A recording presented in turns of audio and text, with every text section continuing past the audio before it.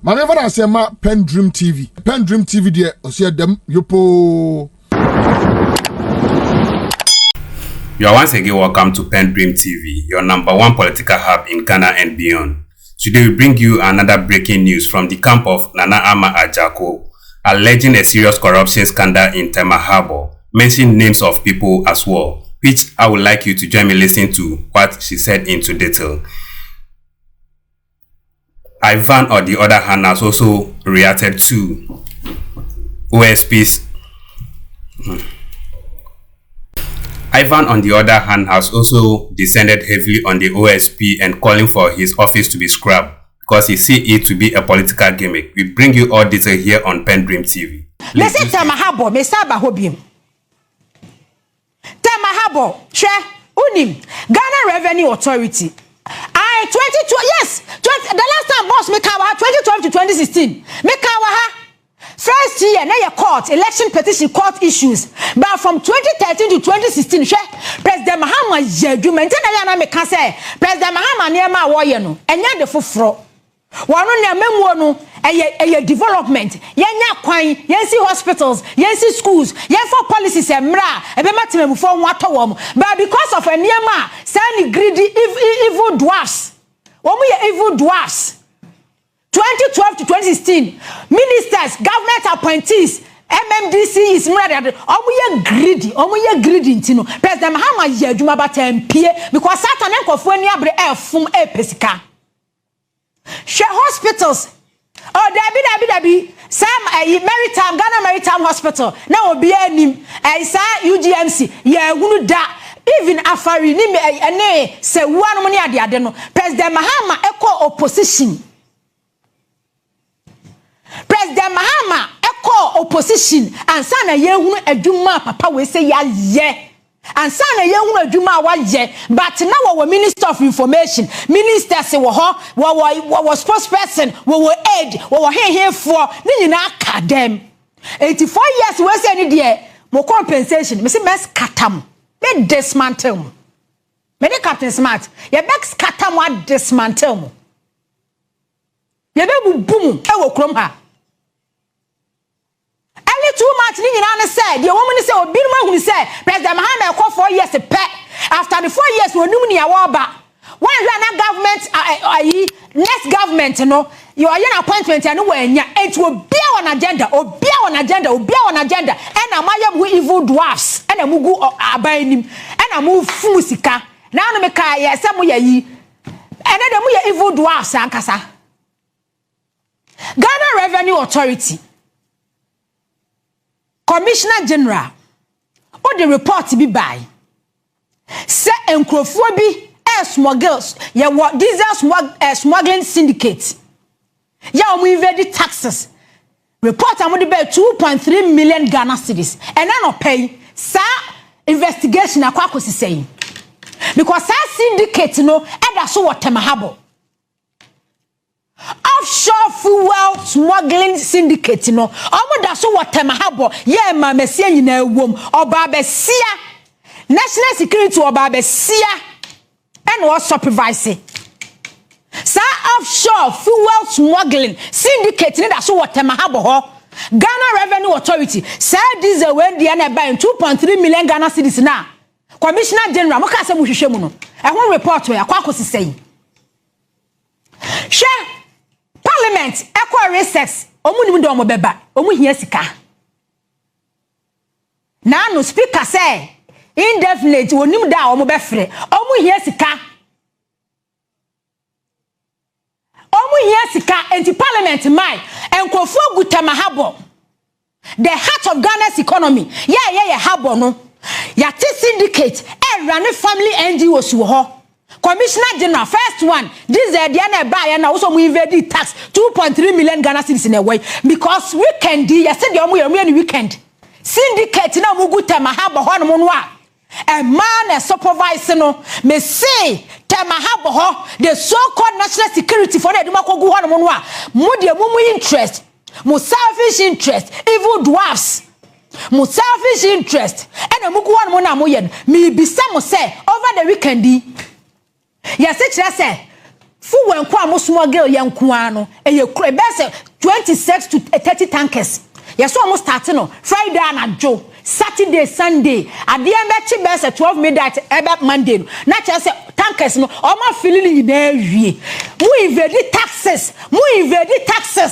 akronfo national security akronfo ya mugu Tema Harbour hey me say ya bregu Canada pon kan ya bregu ya bregu the MPP for na ya no mugu ho ya bio na ya na ya mare ho say enkrofo ti won mo ka say the enkrofo we mo kwan dey west west o ma ya brantie bi adi ye so de Kasim na enkrofo Kasim minimum Kasim o mo Kasim kro no a mo syndicate say mo fu west smuggling na ekoso on ma mo na ye no a afi wa kwete moto ni mo asie ni na mo twa akoti ma ye che no buo no kwa detaining wo obligate a afi ma pam no kena bona mi edina mbobo ka minimum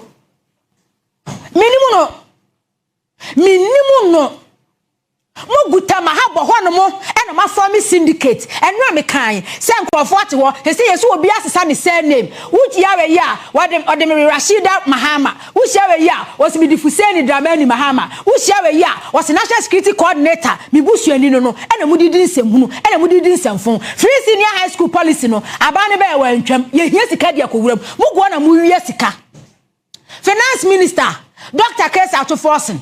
Emre bia ye sia okaso kodi 1 month e Tema Harbour. Ukodi 1 month Tema Harbour ne kokosi sei. Ukodi 1 month e Tema Harbour no e kowie sei because ye kowie nyina dan say syndicate no da so a wo no mo a wa mo ye adwuma. Syndicate no o mo guso a wo no mo a wa mo eye adwuma. Ya wo mo enkoye. Okoye reshuffle e Tema Harbour finance minister okoye reshuffle Tema Harbour ho no aka bi wo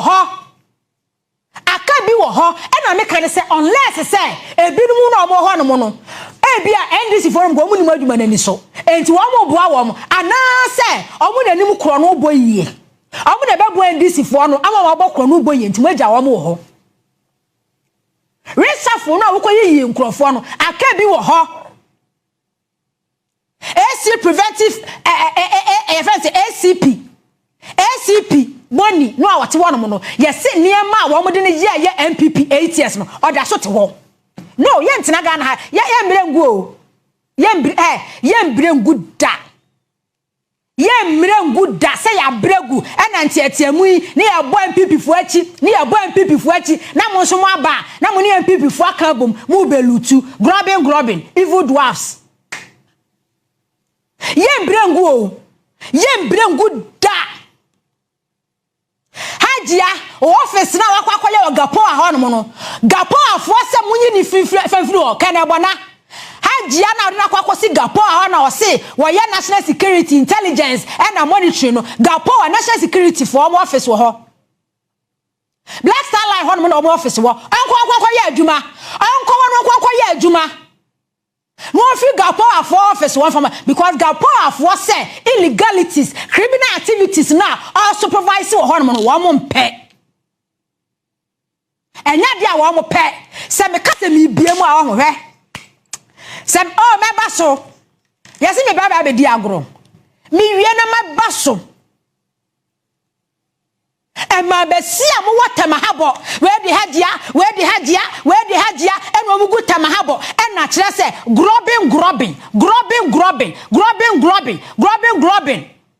aside offshore fuel smuggling syndicate no one mo sound so task force national security task force national security fuel president Mahama yi wo mo and no be friend Ashanti radio fuel mu gu ho kro no mo bo azil load Greater Accra Western region national security for almost all free crime no mo tuka ene nenam ayi galamsey site no mo ji nkrofo sika adai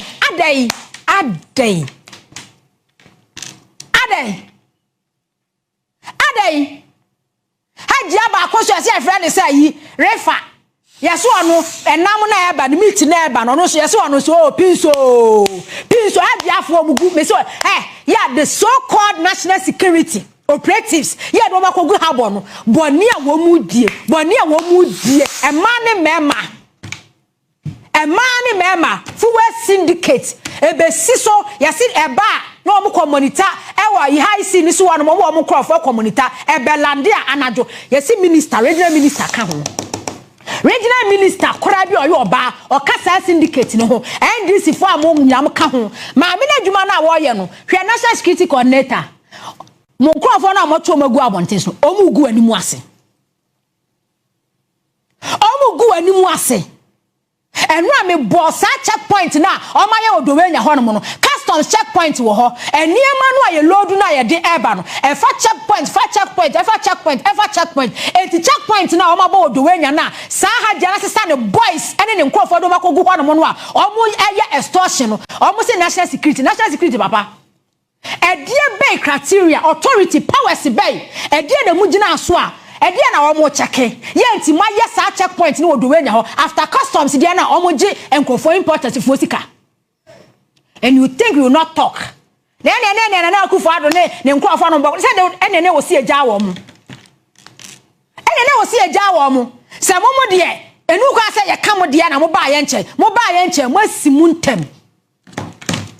asimuntem sana na do 8 years na sa checkpoint ni si ho Sam George constituency ni go pram sa checkpoint ni do wenya ho na nsi ho Miss Mahama 8 years na nsi ho na say within short term na the so called national security for abo checkpoint omunya hwio yase wo mo che niema no mu tu niema no mu de bebedu abelempe wo mo warehouse wo no mo a na o makwa ne kofa afachire akọ release niema no no o ma gisika ye timidi $20,000 ye gisika wo politician me say wudi politician gina wo wu nkwase ewu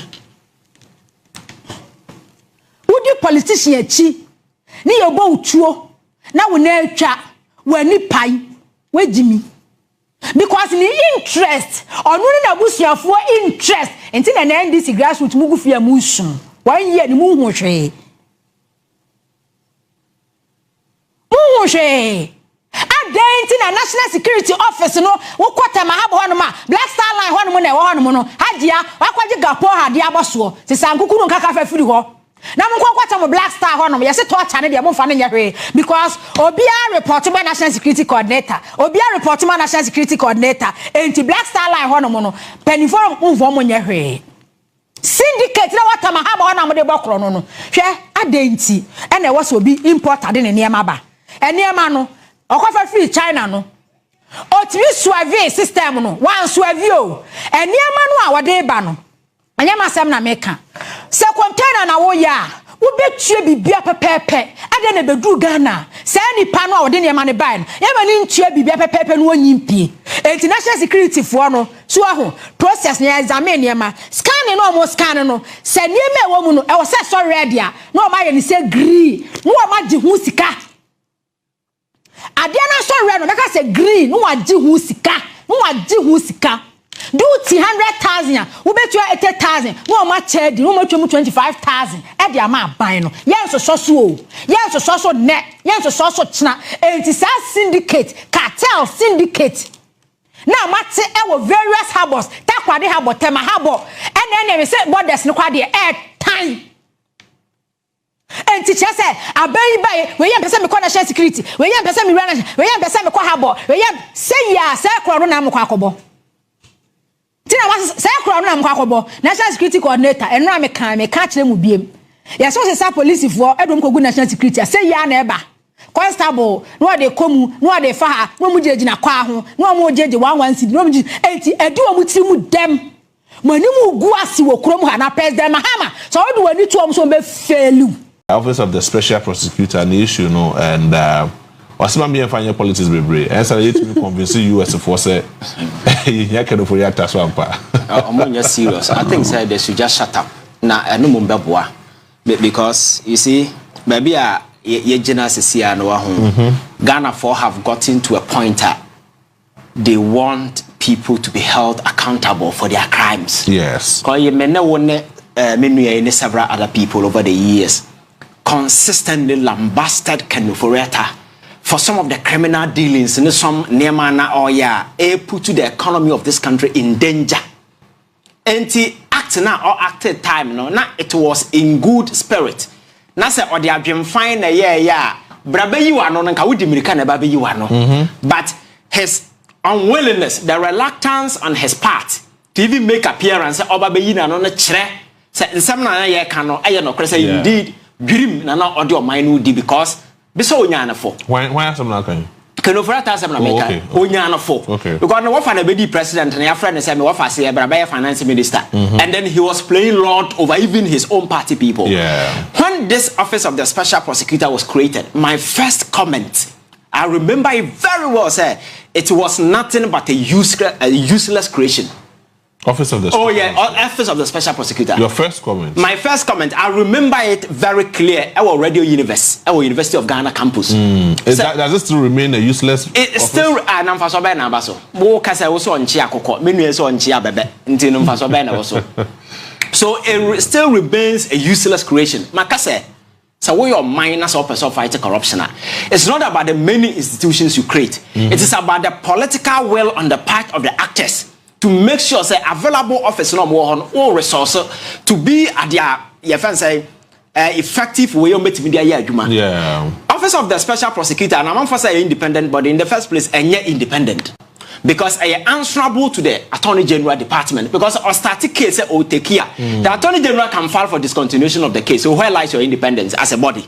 There is no independence. Akufo-Addo created that thing because he thought Martin Amidu at the time was better. So he was going to harvest his bitterness against the NDC and use him against people in the previous government. That is the whole enterprise for setting up this special prosecutor. Martin Amidu proved himself to be a tough person of conviction who will not allow himself to be used as a toy to satisfy obi political agenda no and now back and forth now or the resigning coffee then this gentleman comes into the picture. Go back and check the budgetary allocation to his office from 2022 up to now is over 500 million Ghana cedis.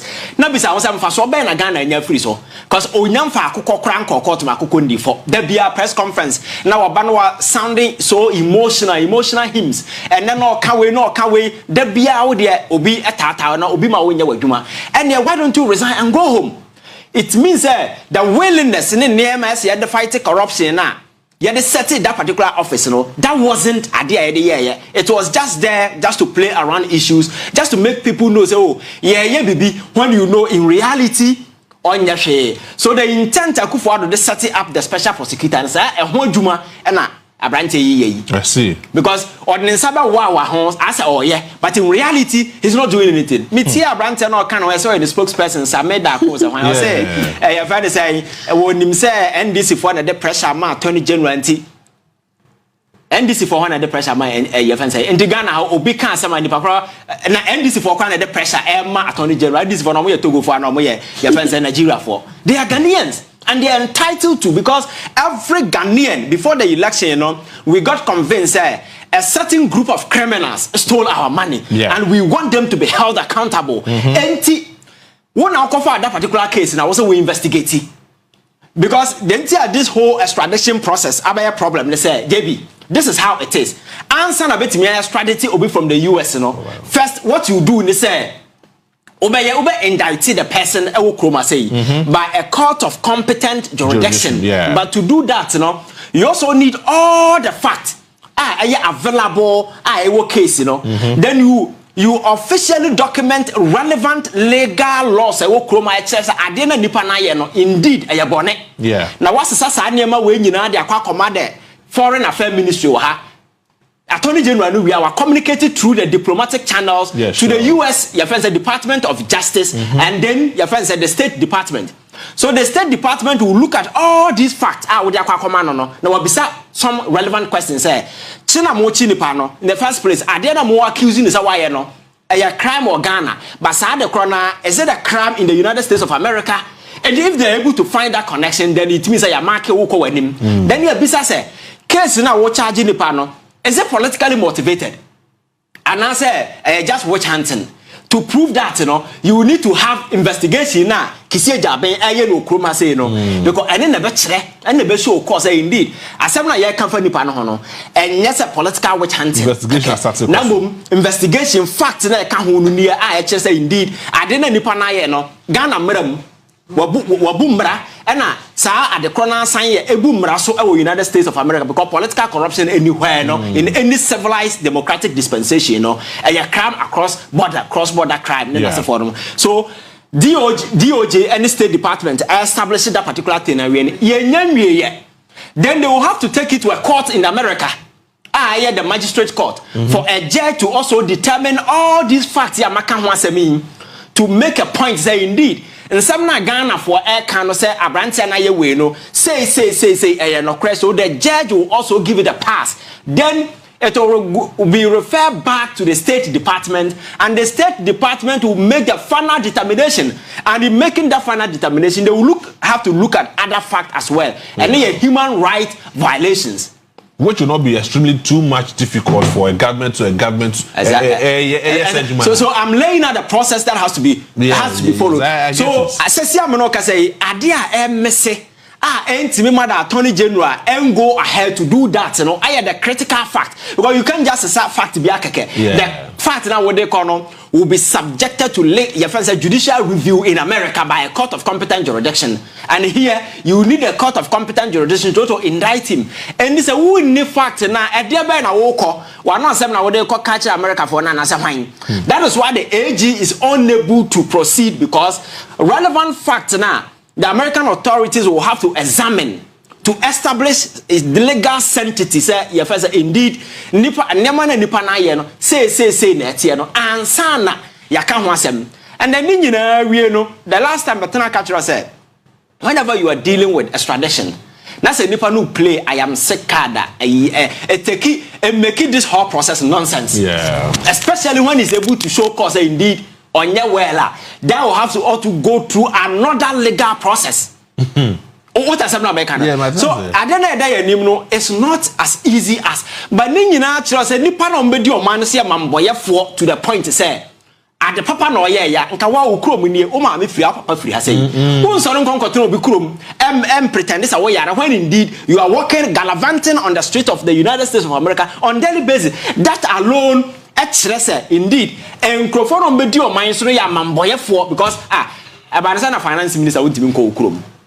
Do you think that is an easy distance for you? The whole finance minister you cannot go back to your own country or Yarabaya won't be Makruma. So you see, for me, the office of the special prosecutor and Debia Maka Kiseja minimno, the account who minimno, I don't care about them. The office is a useless creation and a further burden on the taxpayer.